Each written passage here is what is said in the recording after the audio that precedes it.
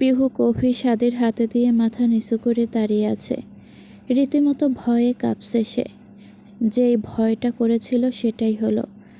সাদি কফির কাপটা বেডসাইড টেবিলের উপর রেখে ঝাঁঝালো গলায় বলে উঠল, তোর মন সবসময় কই থাকে? কমন সেন্স আছে তোর মাঝে? পিহু মাথা নিচু করে রইল। তার বলার মতো কিছুই নেই, বলার ভাষাও নেই। পিহুকে চুপ থাকতে দেখে সাদি আবারও বলে ওঠে, তোরে কতবার বলেছি অচেনা বাইরের মানুষের সামনে মুখ ঢেকে রাখবি, আর তুই কি করলি? পুরো চুল খুলে দেখিয়ে বেড়াচ্ছিস। ভুল করে পড়ে গিয়েছিল। পিহুর এই ছোট্ট কথা এতক্ষণ রাগ কন্ট্রোল করে থাকা সাদি নিমিষেই প্রচণ্ড রেগে গিয়ে পিহুর গাল চেপে ধরে। পিহু ব্যথায় আর্তনাদ করে ওঠে, চোখ দিয়ে পানি চলে আসে। পিহুর মনে হচ্ছে তার গালের চামড়া ছিলে সাদির হাত ভিতরে ঢুকে যাবে। সাদি তেজি গলায় বলে ওঠে, ভুল করে পড়ে গেলে তো তুলিসনি কেন তুই? মানুষকে দেখিয়ে বেড়াতে খুব ভালো লাগে, নাকি ওরে তোর পছন্দ হয়েছে, কোনটা? পিহু সাদির হাত ছাড়ানোর চেষ্টা করতে থাকে। খুব যন্ত্রণা করছে তার মুখে। সাদি এক পলক সেদিকে তাকিয়ে ছেড়ে দেয় পিহুকে। সাথে সাথে পিহু দ্বিগুণ তেজে বলে ওঠে, তো আপনার কি? আমার যা ইচ্ছে আমি তাই করব। ইচ্ছে হলে শরীর দেখিয়ে বেড়াবো, আপনি বলার কে? এবার সাদির বেশ রাগ হয়। মুখে মুখে তর্ক তার কোনো কালেই পছন্দ না। তার উপর একে তো সে খেয়াল করেছে ছেলেটার খারাপ দৃষ্টি। ইচ্ছে করে পিহুর হাত ছোঁয়ার জন্য পানির গ্লাস চাওয়া, খেতে খেতে পিহুর গলার দিকে বারবার তাকানো। ফাইজের প্রত্যেকটা পদক্ষেপ পিহুর প্রতি সাদি খেয়াল করেছে। আর এই মেয়ে বলে কিনা দেখিয়ে বেড়াবে, আর তার কি? সাদি রাগ কন্ট্রোল করতে না পেরে ঠাস করে পিহুর গালে চড় বসিয়ে দেয়। এত জোরে লাগে যে পিহু ছিটকে মাটিতে পড়ে যায়। সাদির আগে হাঁটু মুঠে বসে পিহুর মুখ উঁচু করে ধরে বলে ওঠে, খুব বেশি বেড়েছিস তুই। খুব জানতে ইচ্ছে করছে আমি বলার কে, তাই না?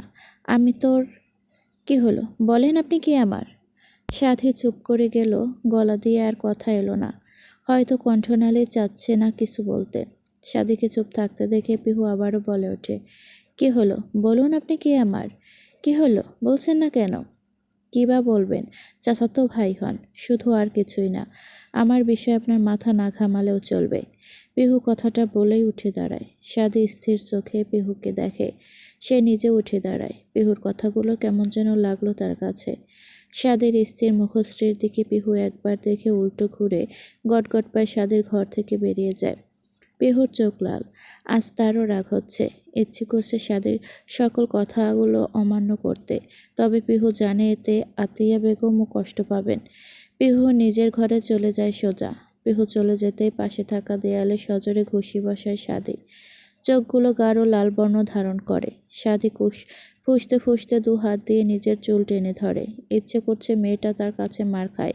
সে তার কথা রাখতে পারল না। সে তো বলেছিল পিহু সিগনেচার করার পর আর তার গায়ে হাত তুলবে না। তবুও কেন মারল তাকে? সাদি পরপর আরও দুটো ঘুষি বসায় দেয়ালে। হাত কেটে রক্ত পড়তে শুরু করে। তবে সাদির মধ্যে কোনো অনুভূতি লক্ষ্য করা যাচ্ছে না। তার মনে শুধু এটুকুই হচ্ছে, সে তার কথা রাখতে পারেনি। তবে যে হাত দিয়ে পিহুকে কষ্ট দিয়েছে, সেই হাতকেও সে কষ্ট দিল। ইতিমধ্যে ঘরের মেঝেতে টপটপ রক্ত পড়ছে। সাদি মেঝেতে পড়তে থাকা রক্ত আর নিজের কাটা হাতের দিকে এক পলক তাকিয়ে জোরে একটা শয়তানি হাসি দিয়ে ওঠে। চার দেয়ালের হাসির ধ্বনি ধাক্কা খেয়ে আবার সাদির কানে এসে লাগে। সাদি রক্তমাখা হাতে একটা চুমু খেয়ে হাসতে হাসতে বিছানায় শুয়ে পড়ে। হুট করে খুব হাসি পাচ্ছে তার। সময় চলে যায় স্রোতের মতন। ঈশানরা এ বাড়িতে এসেছে আজ 4 দিন হয়ে গেল। বাড়ির ভিতরে পরিবেশ যেন প্রতিদিন আরও গুমোট ভাব ধরেছে। এমন একটা ভাব ধরেছে যেন খোলা নীল আকাশ হঠাৎ বিষাক্ত কালো মেঘে ছেয়ে গেছে। ঈশান বাড়িতে আছে বলে সাদি খুব একটা বাড়িতে আসে না সব সময়, প্রায়ই হসপিটালেই থাকে। তবে মন পড়ে থাকে বাড়িতে, সবার অজান্তে ছোট্ট পিহুর কাছে। উকিলের কাছ থেকে সকল কাগজপত্র রেডি করে নিয়েছে সে। নিজের বন্ধুদের দিয়ে প্রধান সাক্ষীর স্বাক্ষরগুলো করিয়েছে। সাদি কখনো ভাবেনি পরিবারের অজান্তে সিদ্ধান্ত ছাড়াই, এমনকি যাকে জীবনসঙ্গী করলো তার অজান্তেই তাকে বিয়ে করে সহধর্মিণী করে নিয়েছে। সাদি জানে না কেন এত তাড়াহুড়ো করলো। তবে সাদি এটা জানে, একটা মেয়ের ইজ্জত মেয়েটার কাছে সব থেকে দামি, আর সেটা সে মেয়েটার কাছ থেকে নিয়েছে। এখন কিভাবে মেয়েটাকে ছুঁড়ে ফেলবে? যদিও ভুল ছিল, সবার চোখে ক্ষমার যোগ্য হলেও স্বাধীন নিজের বিবেকের কাছে এই ভুলে ক্ষমা নেই। আর এই ভুল শুধরানোর একটাই উপায়, মেয়েটাকে বউ হিসেবে স্বীকৃতি দেওয়া। স্বাদী এটাও জানে বাড়ির মানুষ পিহুর জন্য জায়গায় বিয়ে ঠিক করবে, আর পিহু কখনো স্বাদীকে হঠাৎ এভাবে স্বামী হিসেবে তাদের বিয়ে মানবে না। তবুও স্বাদী কাগজ কলমে পিহুকে নিজের বউ করে রেখেছে, যেন পিহু আর যাই হোক, অন্য কারণ না হয়। স্বাদী বাড়িতে একজন কাজের লোক রেখেছে, যদিও তার আসল কাজ পিহু কখন কি করছে সেটার আপডেট দেওয়া, কারণ ফাইজের আচরণ স্বাদীর কাছে কখনো সুবিধার লাগেনি। সকাল সকাল প্রতিদিনের মতো সাথে চলে যেতেই ঈশান আবার শুরু করেছে নতুন নাটক। এতদিন যদিও জমি জায়গা নিয়েছিল, তবে আজ উদ্দেশ্য ভিন্ন। কিছুক্ষণ আগেই তারা ঘর থেকে আলোচনা করে এসেছে, যদিও এই কথা ফারজু এক চুনও জানে না। আর ফারজুকে পিহুর সাথে ছাদে পাঠিয়ে আলোচনা করতে বসেছে। সোফায় বসে আছে ইলিয়াস চৌধুরী, চোখমুখ গম্ভীর। সে জানে ঈশান আবারও জমি জায়গা নিয়ে কথা বলবে। ঢাকার বাইরের প্রপার্টি সব চাই তার। তবে ইলিয়াস চৌধুরী কখনোই রাজি হয়নি, আর হবেও না। যদিও ইলিয়াস চৌধুরীর চালাক মন ঈশানের উদ্দেশ্যে বুঝেছে, সেজন্য মোটেই রাজি না সে। যেহেতু ঈশানরা বিদেশ চলে যাবে, সেহেতু টাকা নিয়ে আবারও চলে যাওয়ার ধান্দা। তাকে আবারও একা করে ফেলে যাওয়ার ইচ্ছে। শুধুমাত্র আতিয়া বেগম কষ্ট পাবেন বলে তিনি চুপ আছেন, নয়তো ছেলের এখানে আসার আসল উদ্দেশ্য জানার পর বাড়ি থেকে বের করে দিতেন তিনি।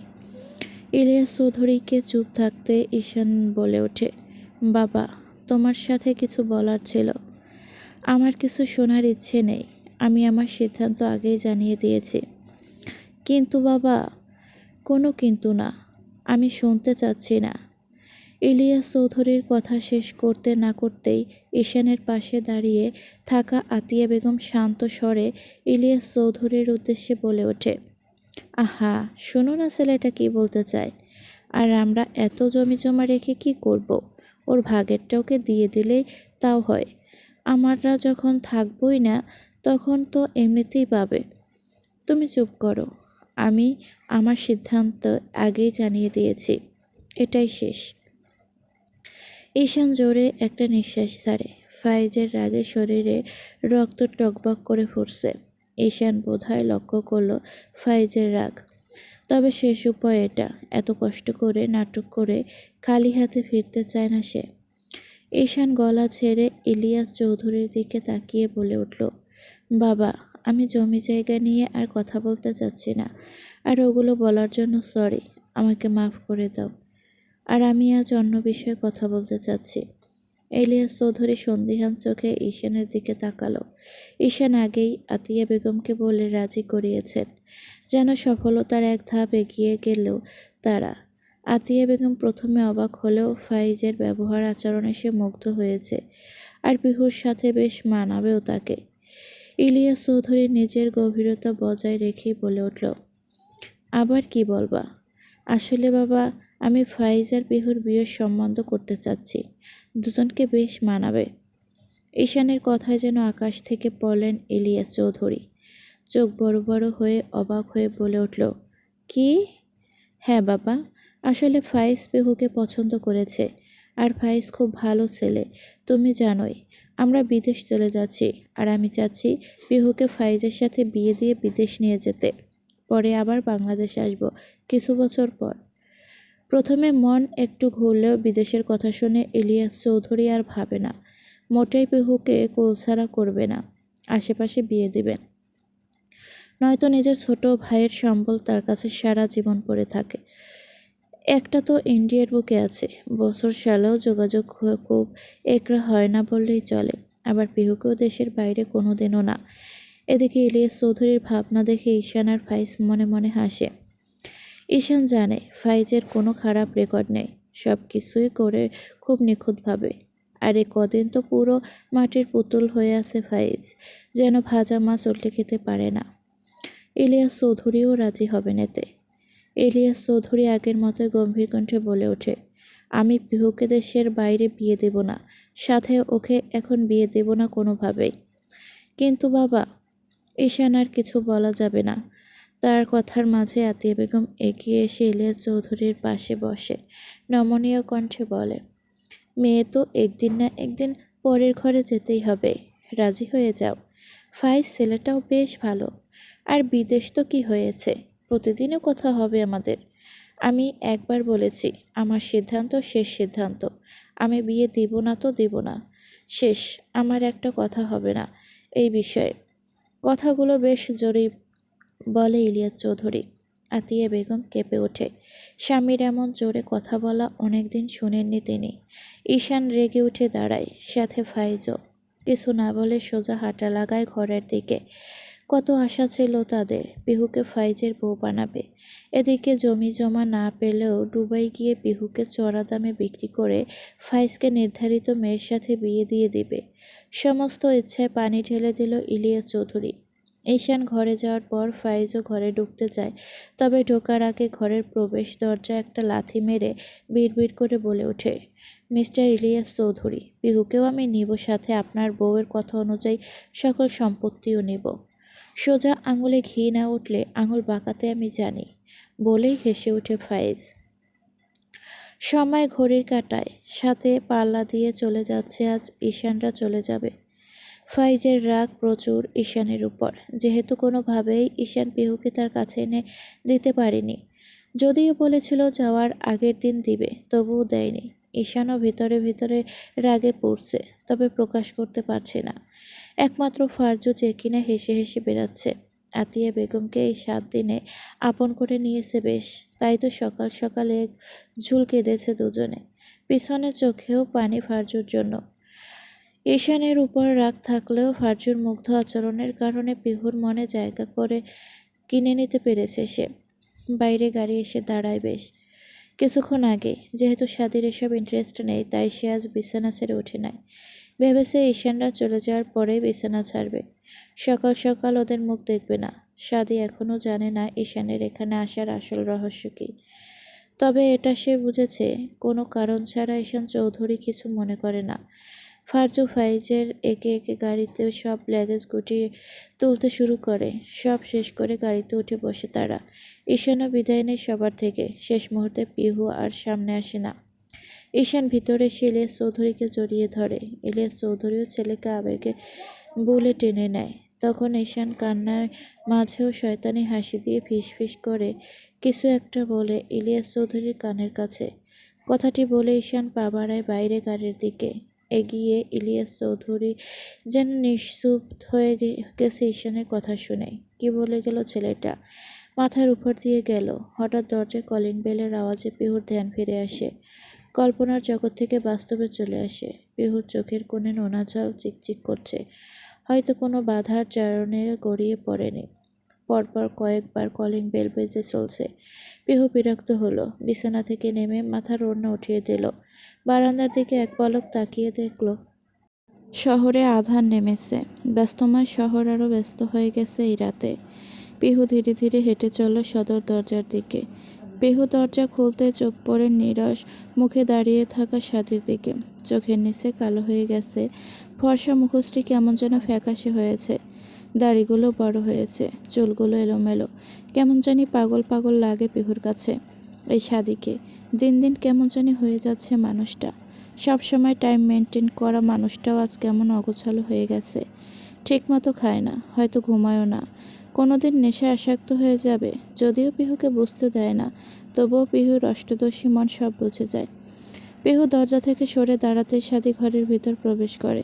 স্বাদীর হাতে বেলি ফুলের গাজরা। স্বাদী ডাইনিং টেবিলের উপর গাজরাটা রেখে সোজা নিজের রুমে চলে গেল। মুখ দিয়ে কোনো কথাও বলল না, চোখ তুলেও তাকালো না পিহুর দিকে। পিহু দরজা বন্ধ করে এগিয়ে এসে টেবিলের দিকে সেখান থেকে ফুলের গাজরাটা নিয়ে খুব সুনিপুণভাবে আটকায় নিজের খোঁপায়। এটা তার নিত্যদিনের কাজ। যদিও প্রথম প্রথম ইচ্ছে হতো না, শুকিয়ে যেত। তবে পছন্দের ফুল চোখের সামনে নষ্ট হয়ে যেতে দেখলে কি আদৌ কোনো মেয়ের ভালো লাগতো? আর যে জানে সে পারুক না পারুক, সেদিন থেকে স্বাদী শুনেছে বেলি ফুলের গাছটা তার পড়তে ভালো লাগে। সেদিন থেকেই আনে। তবে এখনকার স্বাদীকে পিহুর একটু পছন্দ না। আগের স্বাদীটাই তার কাছে ভালো ছিল। অন্তত রোজ ঝগড়া হতো। সাদে নিজের রুমে গিয়ে বিছানায় ঠাস করে বসে পড়ে। চোখগুলো লাল, আজও টিং করেছে, বুকের ভিতরটা জ্বলে পড়ে যাচ্ছে। এ ব্যথা কাউকে বলে বোঝাতে পারবে না সে। সেই সুন্দর জীবনটাকে সাদির আজ খুব মনে পড়ছে। তবে আজ খালি হাহাকারই ফিরে আসছে। সাদি আর বসে না, ওয়াশরুমে গিয়ে ফ্রেশ হয়ে নেয়। এই অ্যালকোহলও তাকে সাময়িক শান্তি দিতে পারে না। সাদি টাওয়েলে দিয়ে মুখ মুছতে মুছতে রুম থেকে বেরিয়ে হলরুমে আসে। পুরো হলরুমে এক পলক তাকিয়ে দেখলো রান্নাঘরে আলো জ্বলছে, তাহলে সেখানেই পেহু। সাদি গিয়ে ডাইনিং টেবিলে বসে। সে জানে সে না খেলে ওই মেয়েটাও আজ আর খাবে না। হুট করেই মেয়েটা চেঞ্জ হতে শুরু করেছে। আসলে কি চেঞ্জ হচ্ছে, নাকি এটা তার মতিভ্রম? পিহু রান্নাঘর থেকে খাবার নিয়ে এসে সাদির সামনে রাখে। তার নিজেও খেতে বসে কোনো কথা না বলে। ইচ্ছা হয় না মাঝে মাঝে। সব ঠিক থাকলে হয়তো এই জীবন থেকে কবেই মুক্তি পেত।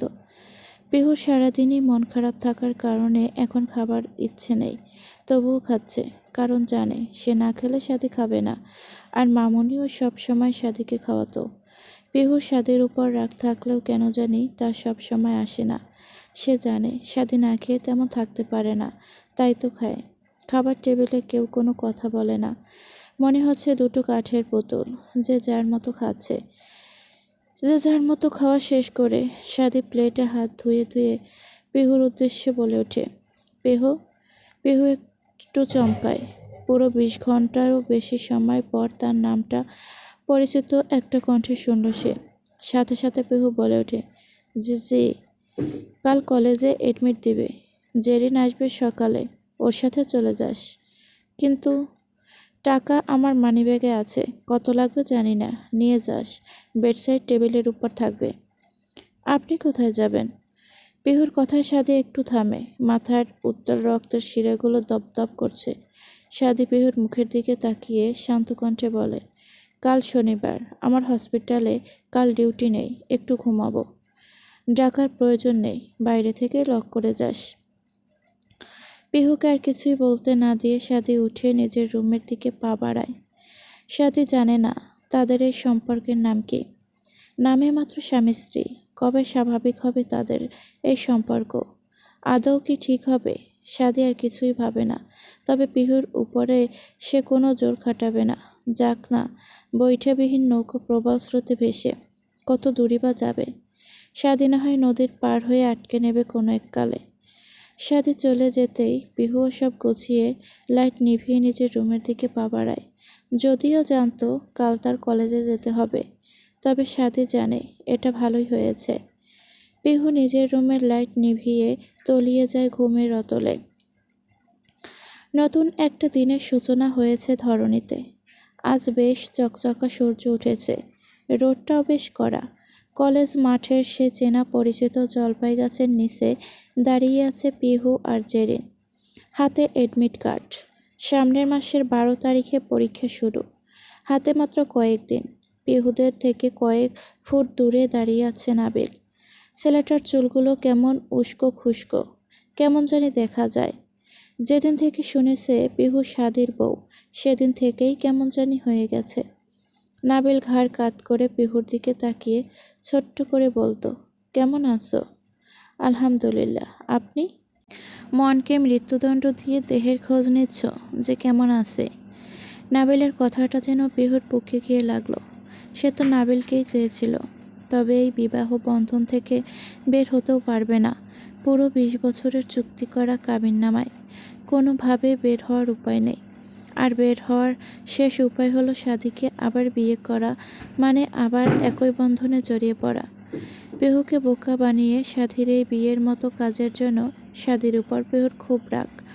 যদিও সাদি তার কথা রেখেছে, সেদিনের পর আর তাকে মারেনি।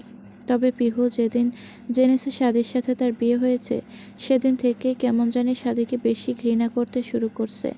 ভিতরে ভিতরে মনটাও কেমন জানি, বিবেক বলে এক, মন বলে আরেক। পিহুকে চুপ থাকতে দেখে জেরিন বলে, তাহলে পিহু চল, এবার আমরা এগোই। নাবিল ভাইয়া, আপনিও বাসায় যান। নাবিল পিহুর দিকে এক পলক তাকিয়ে বলে, পিহু, একটা কথা জিজ্ঞেস করি? পিহু জিজ্ঞাসাসূচক মুখ নিয়ে পিহুর দিকে তাকাতেই নাবিল বলে ওঠে, তুমি কি সত্যি সাদি ভাইয়ের সাথে সুখে আছো? আমার কেন জানি বিশ্বাস হয় না। দেখো না, আমি সুখে নাই তোমারে ছাড়া। তুমি কিভাবে সুখে আছো আমারে ছাড়া? বলো পিহু। পিহু কিছু না বলে জেরিনের হাত ধরে হাঁটা শুরু করে মাথা নিচু করে। সে বুঝতে পারছে না কি হচ্ছে তার সাথে। সে কিছুতেই বর্তমানকে মেনে নিয়ে ভবিষ্যতে এগিয়ে যেতে পারছে না। বুক ফেটে কান্না আসছে তার। পিহুকে চলে যেতে দেখে সাদি কষ্টের একতলা দীর্ঘশ্বাস ছাড়ল। নিজের উপরেই হাসি আসছে তার। সব কেমন এলোমেলো হয়ে গেল। নাবিল ফিলসে হেসে বিড় করে বলে উঠল, তুমি ছিলে সেই ফুটন্ত গোলাপ যাকে আমি আমার বুক পকেটে রাখার আগেই অন্য কারো বুক পকেট নিজের সৌন্দর্য ছড়িয়ে দিয়েছ। জেরিনের হাত ধরে রাস্তা অব্দি এসে দুই বান্ধবী আবার আলাদা হয়ে গেল, যার সেই নিজ নিজ গন্তব্যে। জেরিন রিকশায় উঠতেই পিহু একটা রিকশায় উঠে পড়ল। দুজনের গন্তব্য ঠিক আগের মতো বিপরীত, তবে এখন একটু বেশিই দূরে। রিকশা চলতে শুরু করে। মৃদু বাতাস এসে বাড়ি খায় পিহুর মুখে। কপালের সামনে থাকা ছোট্ট চুলগুলো এলোমেলো উঠতে থাকে। পিহু একবার পিছন ফিরে তাকায়। না, কেউ নেই, তবে বুকের ভিতরে খুব শূন্যতা অনুভব হচ্ছে। খুব খারাপ লাগছে তার। মনটাও উত্তাল সমুদ্রের মতো অশান্ত। পিহুর চোখের কোণ ঘেঁষে অজান্তে এক ফোঁটা অশ্রু গড়িয়ে পড়ে। পিহু হিসাব মেলাতে পারে না কি থেকে কি হলে কোথায় এসে জীবন থমকালো। থেমেছে তো থেমেছে, দুই নৌকার মাঝে এনে ফেলেছে। কোনোটাই পিহু যেতে পারছে না। চাইলেও বিবাহটা বিচ্ছেদ হবে না, আর চাইলেও নাবিলকে সে পাবে না। এক অসহ্য যন্ত্রণা। রিকশা আপন গতিতে চলতে লাগলো শহরের চকচকে রাস্তা দিয়ে। পিহু আজও মানতে পারে না অনাকাঙ্ক্ষিত বিয়ের কথা, তবে মেনে নিতে হবে। পিহু আবারও ডুব দিল কল্পনায়। সাদি মাত্র ঘুম থেকে উঠেছে। বাইরের পরিবেশ ঠান্ডা হলেও ঘরের ভিতরে এসির তাপমাত্রা কমানোর কারণে ঘর বেশি ঠান্ডা। ঈশানরা চলে গেছে আজ 2 দিন হলো। সাদি যেন স্বস্তির নিঃশ্বাস ফিরে পেয়েছে নিজের মাঝে। আজ সকাল সকাল হসপিটালে যেতে হবে, ইমার্জেন্সি একটা অপারেশন আছে। সাদি তাড়াহুড়ো করে ফ্রেশ হয়ে না খেয়ে শুধুমাত্র আতিয়া বেগমকে বলে বেরিয়ে যায় হসপিটালের উদ্দেশ্যে। আতিয়া বেগম শতবার খেয়ে যেতে বললেও সাদি তাড়াহুড়ো করে বেরিয়ে যায়। তাড়াহুড়োর তাড়নায় ঘরে নিজের ওয়ালেট রেখে যায় সাদি। এদিকে সকাল সকাল আতিয়া বেগমের খেয়ে যা বাবা, অল্প একটু খেয়ে যা, সকাল সকাল না খেয়ে বের হতে নেই, এসব কথা শুনেই রুম থেকে বেরিয়ে আসে পিহু। চোখে মুখে এখনও ঘুমের রেশ কাটেনি। দেখে বোঝাই যাচ্ছে আতিয়া বেগমের চিল্লানোর কারণে পিহুর ঘুম পালিয়েছে। পিহু করিডোরে আসতেই দেখে সাদি বেরিয়ে গেছে। পিহু মনে মনে বেশ বিরক্ত হয়। একটা মানুষকে এতবার বলার পরেও না খেয়ে যায়। তাকে এতবার কেন? 2বার বলার আগেই সে খেয়ে নেবে, যদি করলা ভাজি না হয়। ইদানিং পিহুর করলা জিনিসটা সবার উপরে অপছন্দের তালিকার অন্যতম। পিহু সিঁড়ির দিকে যেতে গিয়েও কিছু একটা ভেবে সাদির রুমে চলে আসে। কি মনে করে আসলো জানে না, তবে রুম অন্ধকার দেখে চোখ মুখে বিরক্তের রেশ চলে আসে। পিহু ঘরের ভেতরে এসে জানালার পর্দা সরাতেই চকচকে আলো ঘরের ভেতরে প্রবেশ করে। পিহু পিছু ঘুরতেই চোখ যায় সাদির বেডসাইড টেবিলের উপর রাখা ওয়ালেটের উপর। ওয়ালেটের নিচে 2টো খাম ভাঁজ করা। পিহু সেদিকে না তাকিয়ে চলে যেতে গিয়েও কৌতূহল নিয়ে বিছানার পাশে গিয়ে বসে। সাদির ওয়ালেট উঁচু করে খাম 2টো উঁচু করে হাতে নেয়। সপ্তদশী পিহুর মনে তখন প্রখর কৌতূহল বাসা বাঁধে খাম খোলার। যদিও জানে এতে সাদির কোনো গুরুত্বপূর্ণ কাগজ আছে, তবুও খোলার ইচ্ছে তাকে চেয়ে ফেলে। পিহু প্রথম খাম খুলতেই দেখতে পায় তার সেই সিগনেচার করা পেপারটি। সাথে সাথে পিহুর কপাল কুঁচকে যায়। এক মনে পিহু ভেবে ওঠে, আচ্ছা এটা এখানে কেন? পিহুর কৌতূহলী মন দ্বিতীয় খামটা খুলে দেখতে চায়। পিহু খুলতেই বেশি অবাক হয়। সাথে সাথে পায়ের নিচের মাটি সরে যায়। মাথার ভিতর চক্কর দিয়ে ওঠে। দ্বিতীয় খামে একটা দলিল। দলিল বললে ভুল হবে, বিয়ের রেজিস্ট্রি পেপার। আর কনের জায়গায় পিহু স্বয়ং নিজে, আর বরের জায়গায় সাদির একটা ছবি। দুজনের সিগনেচারই করা আছে। পিহু ঘামতে শুরু করছে। হাত পা কাঁপতে শুরু করে এলোমেলোভাবে। ঠিক তখনই দরজা দিয়ে রুমে প্রবেশ করে সাদি। মূলত ওয়ালেট আর এই খাম দুটোই নিতে এসেছিল। পিহু পুরো কাগজটা পড়তে পারে না। সাদি এসে পিহুকে পিছন থেকে ডাকতেই পিহু চমকে উঠে দাঁড়ায়। ফলে সাথে সাথে হাতে থাকা কাবিননামা হাত ফসকে পড়ে যায়। সাদি সেদিকে একবার তাকিয়ে বুঝতে পারে এটা কিসের কাগজ। তবে এখন তার সময় নেই। হসপিটালে পৌঁছাতে হবে, বেশি টাইম নেই। মাঝ রাস্তা থেকে ফিরে এসে সে ভয় নিয়ে আজ সেটাই পরিপূর্ণ হয়ে গেল। সাদি পিহুর থেকে কাগজ লুকানোর জন্যই মূলত আলমারি থেকে বের করেছিল হসপিটালের কেবিনে রাখবে বলে। সাদি জানতো পিহু এতে খুব রেগে যাবে, আর হলোও তাই। সাদি কাগজ থেকে মুখ উঁচিয়ে পিহুর মুখের দিকে তাকাতেই ঠাস করে একটা চর পড়ল সাদির গালে। সাদি প্রায় হতভম্ব হয়ে গেছে পিহুর এমন চরের কারণে। সাদি অবাক হওয়া চোখে পিহুর দিকে পুনরায় তাকাতে পিহু প্রচণ্ড রেগে সাদির কলার চেপে ধরে বলে ওঠে, এগুলো কি? কি করলেন আপনি আমার সাথে? সাদি যেন মুখের ভাষা হারিয়েছে। যে ভয়টা সে পেয়েছিল সেই ভয়টা বাস্তবায়িত হয়েছে। তবে পিহুর এমন রূপ সাদির কল্পনায় ছিল না। সাদিকে চুপ থাকতে দেখে পিহু দ্বিগুণ রেগে সাদির কলার ঝাঁকিয়ে বলে ওঠে, বেঈমান, আমার সরলতার সুযোগ নিতে আপনার লজ্জা করলো না? সে কিভাবে পারলেন আপনি? সাদি দেয়ালে থাকা ঘড়ির দিকে এক পলক তাকালো। মোবাইল ভাইব্রেট হচ্ছে তার। এর মানে হসপিটাল থেকে কল আসছে। এদিকে পিহুর কি বলবে খুঁজে পাচ্ছে না। বকার কিছু নেই। সে যেটা করেছে সেটা পিহু কখনোই সহজে মানবে না। এটা সাদি জানে। সাদিকে অন্য মানুষকে দেখে পিহু সাদির বুকে হাত দিয়ে ধাক্কা দিতে সাদি নিজের গম্ভীর কণ্ঠে বলে ওঠে, আমার কলার স্যার পিহু, আমার তাড়া আছে। আগে আমার প্রশ্নের উত্তর দেন, এতটা অমানুষ কিভাবে হলেন আপনি? পিহু, কি হচ্ছে কি? পাইছেন আমাকে? আমার সরলতার সুযোগ নিয়ে কি করলেন এটা? বিশ্বাসঘাতক, বেঈমান। মেয়ের জাফরও আপনার চেয়ে ভালো ছিল। সে পিহু, আমাকে স্যার, আমার হসপিটালে যেতে হবে। একজনের জীবন বাজি আছে। ইমার্জেন্সি যেতে হবে স্যার। আমার জীবন নষ্ট করে আরেকজনের জীবন বাঁচাতে যাবেন? লজ্জা করে না আপনার? সাদির কলার ঝাঁকিয়ে বলে পিহু, লাস্ট বার বলছি, কলার স্যার, আমাকে যেতে দে। ভালো হবে না কিন্তু। আমি ফিরে এসে সব বলবো। কি বলবেন আপনি, বিশ্বাসঘাতক জানোয়ার? সাদির রাগের মাত্রা যেন ছাড়িয়ে গেল এই ঝটকায়। পিহুকে নিজে থেকে ছাড়িয়ে ফেলল। পিহু কিছু দূর সরে গেলে টাল সামলাতে না পেরে সাদি মেঝে থেকে কাগজটি তুলে ভাঁজ করে পকেটে পুড়তে নিলে বের হতে যাবে, তখনই পিহু আবারও পিছন থেকে ঠাস করে কাগজটা টেনে নিয়ে টুকরো টুকরো করে ফেলে নিমেষে। সাদি পিছু ঘুরে এক পলক সেদিকে তাকালো। ইতিমধ্যে আতিয়া বেগম সাদির দরজায় এসে দাঁড়িয়েছে। তিনি মূলত পিহুর চিল্লানোর আওয়াজ শুনে এসেছিল এখানে। মনে করেছিল সাদি তাকে আবার মেরেছে, তবে এসে এখনও বুঝে উঠতে পারেনি কি হয়েছে। আতিয়া বেগমের সামনেই সাদি পিহুর গালে ঠাস ঠাস করে পরপর কয়েকটা চর বসায়। চরগুলো এত জোরে পিহুর গালে লাগে যে সাথে সাথে 5 আঙুলের চাপ বসে যায়। সাদির আগে গর্জে উঠে বলে, এটা তুই কি করলি? পিহু চোখে পানি নিয়ে গালে হাত দেওয়া অসব অবস্থা রাগী কণ্ঠে বলে, যা করেছি ভালো করেছি। কেন করলেন আপনি এটা? আমার জীবনটা ধ্বংস করে দিলেন। সি! সাদি ঠাস করে আবার পিহুর গালে চর মারে। এবার পিহু কেঁদে ফেলে। কষ্টে বুক ফেটে কান্না এলো তার। সাদি পিহুর চল শক্ত করে চেপে ধরে। আতিয়া বেগম নিজেই কেঁপে উঠলেন। সাদি গর্জে উঠে বলে, হাউ ডিয়ারু, তোর সাহস কীভাবে হয় আমার সাথে মুখে মুখে তর্ক করার? কি বললি তুই? বিশ্বাসঘাতকতা করেছি আমি? হ্যাঁ, আমি করেছি। তোর কি? আমার যা ইচ্ছে তাই করব। তোর এটা ভাবার সাহস কি করে হলো? ছোট থেকে যে গাছ আমি যত্ন করে বড় করলাম, আর সেই গাছের ফল অন্যজন ভোগ করবে?